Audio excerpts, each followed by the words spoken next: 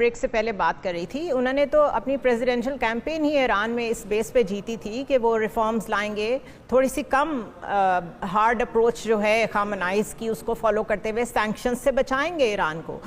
2 tenures Obama के गुजरे और उसके बाद एक टेन्योर ट्रंप का आया, उसमें अब्राहम एकॉर्ड्स भी आ गए और साथ ही डीरेल कर दिया ये सारा जो जॉइंट प्रोग्राम था, comprehensive programme of nuclear deal with Iran. Do you think कि Trump has an agenda in particular? इसमें कोई शक नहीं जी। आप देखिए कि उन्होंने अपनी पहली टर्म जहाँ पे उस एजेंडे को छोड़ा था ईरान को डी न्यूक्लियराइज करने के हवाले से, उसी से आगे बल्कि उसकी बहुत ज़्यादा शिद्दत के साथ जो है उसको आगे बढ़ावा दिया है। और अब तो मैं समझता हूँ 1 साल की मुद्दत के दौरान ही बिल्ली थैले से बाहर आ गई है। जिस तरीके से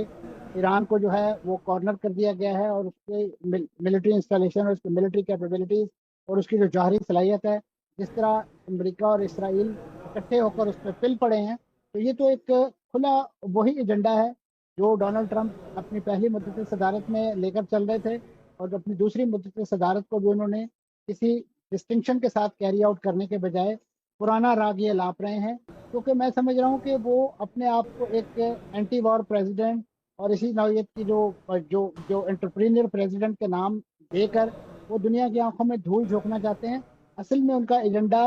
वही एक ज़ायनिस्ट थिंकिंग है, जिनके मरहून मिन्नत है पूरी अमेरिकी पॉलिटिक्स। और उसी के गिर्द इस वक्त जो वाइट हाउस और उसके इन और आउट मकीन जो हैं वो डिटरमन होते हैं। तो मैं समझता हूँ कि उसी पॉलिसी को लेकर जो है डोनाल्ड ट्रंप जो है वो भी मिडिल ईस्ट की पॉलिटिक्स में अपना नाम नहाद किरदार जो है वो अदा करते हुए दिखाई दे रहे हैं। बल्कि आप देखिए कि इस 20 माह की लड़ाई के अंदर जितने बड़े पैमाने पे इंसानी हकूक की, इंटरनेशनल लॉ की और इसी तरीके से इंटरनेशनल ह्यूमैनिटेरियन लॉ की खराब वर्जी इसराइल ने की है, जिस पर बाकायदा